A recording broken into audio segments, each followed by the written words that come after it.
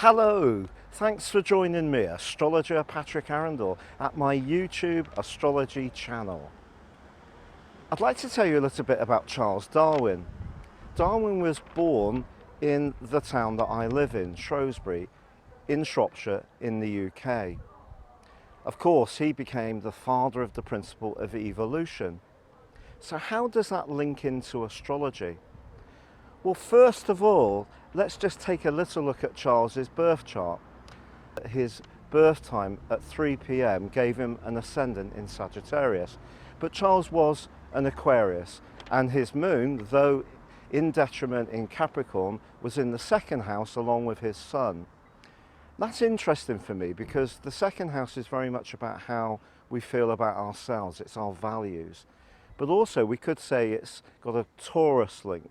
So the geological background of Darwin and the way that he would inspect fossils and specimens would be something that would really reach out to that.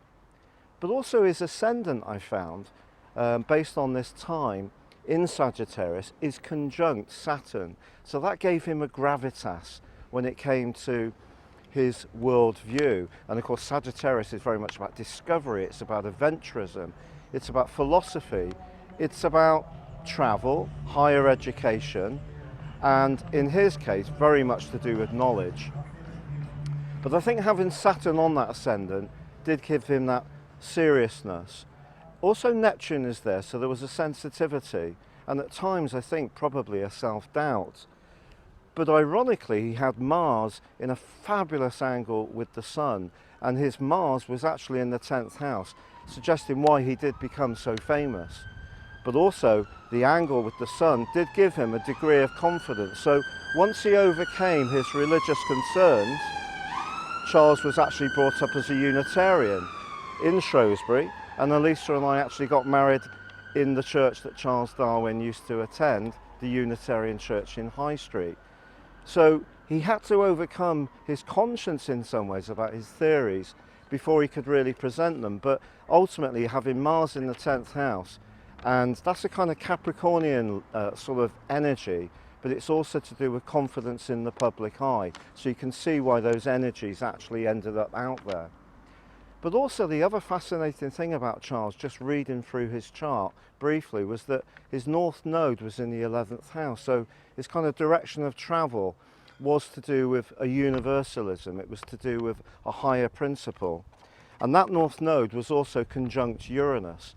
And they're both in Scorpio, and Uranus is exalted in Scorpio. So that was very much to do with new ideas. The 11th house, this Aquarian feel, very much to do with new ideas. So he had the passion, the big picture, to see where things were going. And the link I see between Charles Darwin and astrology is that we know that our sun signs are so incredibly important. And obviously for many years on YouTube, I have been producing sun sign videos, and I'm so grateful for you having joined me over that time.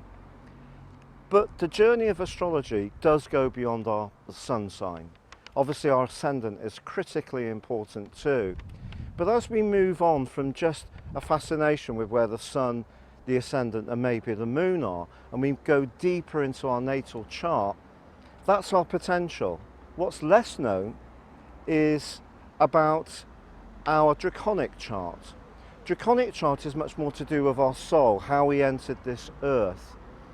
And that's where I see the evolution, because the energy we bring into this earth, particularly if you do believe in reincarnation, then makes way for our journey.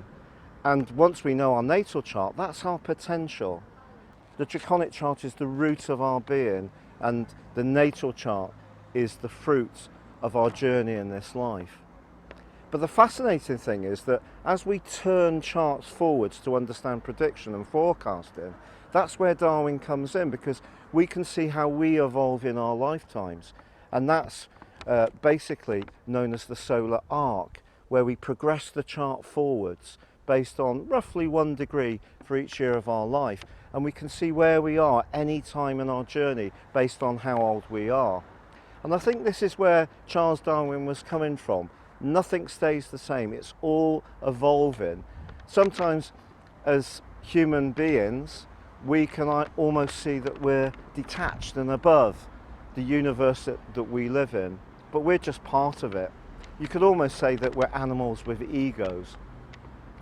And I think if you would join me, please, on this journey of discovery with astrology and come more into the deeper meanings of how it can help us to understand our journey on this planet, I would be immensely grateful.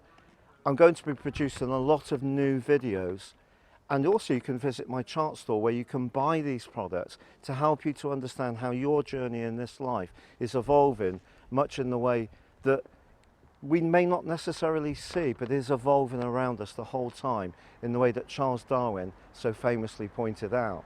So please see the link beneath this video to visit my chart store. But thank you so much for joining me. Elisa has produced this video, and we're going to have a few more shots around the town. It is a very historic medieval town in England, but Charles Darwin is very much at the root of the culture of this town. Thank you so much.